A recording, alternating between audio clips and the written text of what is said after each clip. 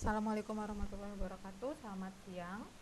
Pada kesempatan kali ini kita akan membahas materi mengenai fungsi komponen eksponen asli atau juga eksponen natural. Ada beberapa hal yang akan kita bahas, yaitu menentukan turunan dari fungsi eksponen natural dan beberapa bentuknya, menentukan integral tak tentu dari fungsi eksponensial asli, dan juga beberapa bentuknya. Oke, yang pertama, jadi kalian masih ingat ya grafik fungsi yang sebelumnya telah kita pelajari mengenai ln, logaritma natural. Jadi y itu sama dengan ln x. Ini merupakan grafiknya yang berwarna biru. Nah, jika diperhatikan, y sama dengan ln x ini sebelumnya telah kalian pelajari juga, dia merupakan fungsi monoton naik. Karena dia monoton naik, maka ia akan memiliki inverse. Inverse-nya apa? Inverse-nya yaitu grafik yang berwarna hitam. Kita sebut saja inverse-nya itu adalah y sama dengan ix. Oke. Ingat kan ya sebelumnya itu bahwa kalau inverse itu adalah pencerminan. Jadi kalau misalkan y sama dengan ln x ini, inverse-nya itu adalah y sama dengan ix yang merupakan hasil pencerminan dari grafik y sama dengan ln x terhadap garis y sama dengan x. Oke, di sini ada definisinya. Karena dia merupakan inverse, maka x itu sama dengan ixy jika dan hanya jika y sama dengan ln x. Oke, di sini saya akan sedikit memberikan gambaran. Kalau misalkan sebelumnya, anggap ya di sini saya buat sebuah diagram panah. Jadi di sini x, yang ini y. Kemudian kita akan petakan. Petanya itu dipetakan terhadap ln. Nah, kemudian yang dari x ke y ini ln ya. Dari y ke x kita akan kembalikan seperti itu. Nah, ini kan inverse-nya berarti ya. Kalau inverse-nya itu ini exp tadi fungsinya. Karena ini kan seperti ini ya. Jadi misalkan kita punya sebuah fungsi anggotanya atau daerah asalnya itu adalah x, dipetakan terhadap fungsinya adalah ln, dia y. Nanti kalau mau dikembalikan lagi terhadap exp, dia itu akan kembali nilainya adalah x. Nah, oleh karena itu akan berlaku sifat-sifat berikut. Jadi exp ln x itu sama dengan x itu sendiri. Nah, kayak tadi. Dari sini ke sini itu akan kembali lagi, dia jadi x. Dimana yang ini tadi itu adalah ln, yang dari sini ke sini itu adalah exp. Untuk setiap x-nya lebih besar dari 0. Oke, karena ln itu kan nilainya dia harus positif nilainya ya. Jadi dia harus lebih besar dari 0 nih untuk daerah asalnya. Nah, yang selanjutnya kalau ln dari exp y itu sama dengan y untuk setiap y elemen dari bilangan real. Nah, untuk yang di sini exp ini y, di sini tuh y-nya sembarang bilangan real. Itu akan berlaku untuk domainnya. Nah, lalu bilangan E itu apa? Jadi, bilangan E itu adalah bilangan real positif yang memenuhi ln E itu sama dengan 1. Jadi, kalau kita perhatikan grafik ini adalah grafik ya. Kalau kita mau menentukan luas daerah di bawah grafik atau kurva ini pada selang 1 sampai dengan E, ini dia itu akan mendekati 1.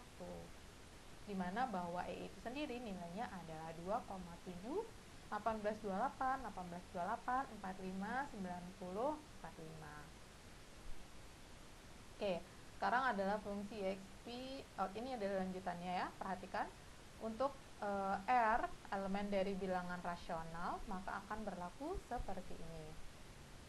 Nah, di sini kita itu mau memperlihatkan bahwa di exp R ini, dia itu nilainya adalah sama dengan E pangkat R. Lihat dari sini kita mulai ya, berangkat ke sini. E pangkat R, ingat tadi bahwa exp dan ln itu dia saling inverse. Kalau dia saling inverse, dia akan kembali ke identitas. Dia sama dengan identitasnya. Jadi ini itu akan sama dengan E pangkat R. Nah, selanjutnya kalian ingat-ingat kembali sifat-sifat dari logaritma, bahwa kalau dia berpangkat seperti ini, pangkatnya bisa pindah ke depan. Jadi akan bentuknya seperti ini. Nah, ln ln E itu dia itu continue ya, dia itu continue, maka dia terhadap bilangan real juga dia akan continue, maka bentuknya akan sama dengan exp r. Oleh karena itu, maka fungsi exp itu merupakan fungsi eksponen dengan eksponennya itu adalah e. Nah, di sini ada beberapa catatan yang perlu kalian ingat, bahwa fungsi eksponen itu berbeda dengan fungsi pangkat ya. Kalau yang di fungsi pangkat yang peubahnya adalah bilangannya dipangkatkan, tapi kalau di fungsi eksponen yang merupakan peubah itu adalah pangkatnya. Jadi contoh, oke, di sini contoh, misalkan saya punya x. Bentar, saya punya di sini x pangkat 3. Jadi x pangkat 3 ini merupakan fungsi pangkat. Ini adalah fungsi pangkat. Nah, kalau dia itu 3 pangkat x, nah ini merupakan fungsi eksponen. Jadi saya sebut saja ini yang pertama ya, ini yang kedua. Jadi yang pertama, yang x pangkat 3 ini, yang bilangannya dipangkatkannya adalah x, tapi kalau yang kedua, bilangan yang dipangkatkannya itu bukan 3, tapi yang dipangkatkannya adalah e, atau eksponen. Yang tadi, nilai e-nya itu yang 2,7, 1828, 1828, 45, 90, 45, dan seterusnya.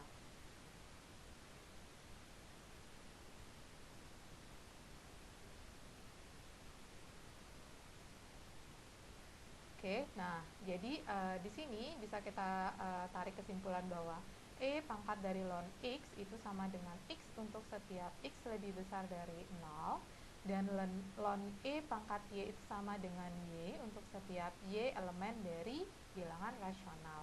Oke, di sini ada teorema A, teorema yang menyatakan bahwa andaikan kita memiliki dua buah bilangan ya, sembarang bilangan A, B merupakan sembarang bilangan real, maka akan berlaku E pangkat A plus B itu sama dengan E pangkat A dikali dengan E pangkat B. Dan juga untuk pembagian, jadi E pangkat A dibagi dengan E pangkat B itu sama dengan E dipangkatkan dengan A dikurang B. Bagaimana cara membuktikannya? Cara membuktikannya di sini kita bisa menggunakan sifat-sifat dari logaritma, sifat-sifat logaritma yang sebelumnya pernah kalian pelajari. Saya akan berikan contoh salah satunya saja, nanti sisanya kalian yang akan melanjutkannya. Oke, di sini misalkan kita punya x dan y, x itu adalah e pangkat A dan y adalah e pangkat B, maka A-nya itu sendiri adalah ln A ya, dan B itu adalah ln Y. Nah, sekarang kita mau kita jumlahkan A dan B, maka itu sama dengan seperti ini. Oke. Nah, ingat kembali sifat-sifat dari logaritma, kalau penjumlahan logaritma itu kan sama dengan perkalian ya. Nah, jadi bentuk ini itu akan sama dengan ini.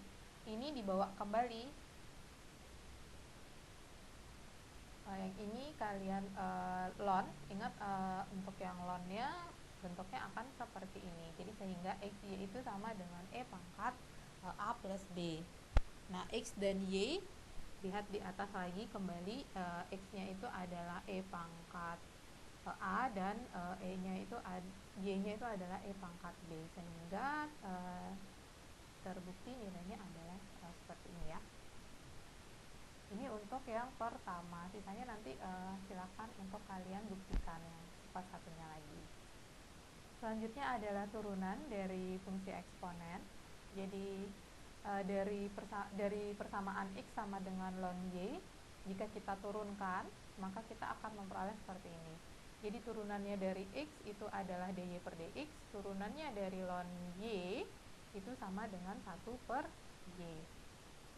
Berarti kalau kita mau cari dy per dx ya tinggal dibalik. Berarti kalau mau cari dy per dx hasilnya adalah y per 1 itu sama dengan y. Oke. Nah, sekarang y-nya kembalikan ke e pangkat x. Berarti kalau y-nya kita ganti dengan e pangkat x, berarti kalau kita turunkan hasilnya akan menjadi fungsi inti sendiri ya. Jadi seperti ini penulisannya, atau bisa juga penulisannya seperti ini. Oke. Nah, sekarang apabila U atau FEU sama dengan suatu fungsi, sebut saja fx, itu kita mau turunkan, atau yang x ini kan masih x ya, sekarang kita mau mengganti menjadi U itu adalah sebuah fungsi tertentu, maka kita akan menggunakan aturan rantai. Kita peroleh bahwa dx turunan dari e pangkat U itu sama dengan e pangkat U nya kita kalikan dengan turunan dari pangkatnya, atau turunan dari U itu sendiri. Supaya lebih enak kita ke contoh. Contohnya, tentukan turunan atau dy per dx bila y nya itu sama dengan e pangkat x kuadrat. Oke, berarti yang ini jadi U ya, ini akan jadi U. Nah, kalian ingat kembali tadi sifat yang sebelumnya, bahwa kalau dia ada U berarti e pangkat U dikali dengan turunannya terhadap U. Nah, berarti dy per dx-nya itu, ini masih seperti ini tulisnya ya. Oke, yang ini kan e pangkat U-nya. Nah, sekarang tinggal turun e pangkat U, ini adalah e pangkat U-nya dikali dengan turunannya dari U-nya tadi. Turunannya dari x kuadrat itu sama dengan 2x, berarti tinggal dikalikan aja. Maka diperoleh hasilnya adalah 2x dikali dengan e pangkat x kuadrat. Contoh selanjutnya, turunan dari e pangkat akar x. Nah, sama juga e pangkat akar x ini jadi U-nya. Sama juga caranya. Jadi turunan dari akar x ini kan akar x itu sama dengan x pangkat setengah. Jadi turunannya dari x pangkat setengah kan turunkan setengah pangkat dikali dengan x pangkat setengah dikurang 1. Makanya diperoleh hasil seperti ini. Saya rasa tidak ada masalah untuk yang ini ya. Saya lanjut ke soal yang ketiga. Nah, ketiga agak sedikit complicated. Ini sudah mulai ada e pangkat x kuadrat ln x. Berarti masih tetap sama. Sorry.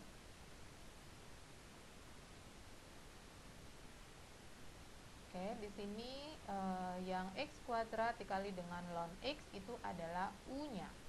Berarti dengan menggunakan yang tadi, e pangkat U dikali dengan turunannya dari U. U itu adalah x kuadrat ln x. Ini tidak bisa kalian langsung turunkan seperti biasa, beda ya. Karena ini adalah perkalian dua buah fungsi. Jadi kita akan menggunakan, caranya adalah gunakan aturan turunan perkalian dua fungsi. Jadi misalkan saya punya UV, turunannya dari UV itu adalah U aksen V ditambah dengan UV aksen. Misalkan di sini U-nya adalah x kuadrat dan V-nya adalah ln x, berarti turunannya dari ini ya. Jadi turunannya ini adalah 2x dikali dengan V-nya adalah ln x. Dan di sini adalah nilai U-nya x kuadrat dikali dengan turunannya. Turunannya dari ln adalah sepernya. Jadi turunan ln x adalah seper x, maka akan diperoleh hasil seperti ini. Oke, yang selanjutnya, yang tadi turunan, sekarang kita akan mencari integral tak tentunya. Oke, dari hasil yang tadi, kalau misalkan kita mau mencari integral tak tentunya, berarti integralnya e pangkat x dx itu sama dengan e pangkat x ditambah dengan c. Nah, kalau misalkan kita ganti x-nya itu menjadi U-nya ini adalah sebuah fungsi, seperti tadi, misalkan U itu adalah fx, maka kalau kita mau mencari integralnya itu sama dengan integral e pangkat U du sama dengan e pangkat U plus c. Contoh, tentukan integral dari x dikali e pangkat x kuadrat dx. Oke, jika seperti ini kita akan menyelesaikannya, kita pakai permisalan. Jadi permisalkan bahwa U ini adalah x kuadrat. Berarti kalau kita mau mencari turunannya du itu berarti 2x dx. Nah, lihat di sini dia x dx, berarti dua kalinya ya. Berarti kalau kita mau menentukan integral x e pangkat x kuadrat ini bentuknya adalah setengah, karena kan di sini cuman x dx ya. Berarti setengahnya dari du, berarti setengahnya e pangkat u du. Integralkan ini akan sama dengan ini, berarti integralnya e pangkat u dikalikan dengan setengah plus c. Kembalikan lagi nilai u U itu adalah X kuadrat. Saya rasa kalian sudah tidak ada masalah dengan ini. Oke, saya lanjut. Ini untuk contoh tadi integral tak tentu, yang ini untuk integral tentunya. Kalau integral tak tentu sama juga caranya, hanya bedanya kan ini ada batasnya ya, ada batas bawah dan batas atasnya. Caranya juga masih tetap sama, pakai permisalan lagi sampai nanti kalian akan menemukan seperti ini hasilnya. Oke, hasilnya sudah dapat seperti ini kan masih yang tak tentunya. Nanti berdasarkan dari teorema dasar kalkulus, nanti kan tinggal disubstitusikan aja nilainya ya. Untuk yang batas bawahnya 1 dan batas atasnya 3. Jadi 1 sampai 3 tinggal dimasukkan substitusi, akan peroleh negatif 1/6 dikali dengan E pangkat negatif 27 dikurang dengan E pangkat negatif 3. Kalau sudah seperti ini, tinggal kalian substitusi atau ganti nilai E-nya. E-nya itu adalah yang tadi 2,71828 sekian. Oke, tinggal disubstitusikan menggunakan kalkulator, nantinya kita akan memperoleh nilainya ini ya, pendekatan 0,00829978 dan seterusnya. Ini diperoleh hasil seperti ini. Oke, sekian untuk materi mengenai fungsi logaritma natural atau fungsi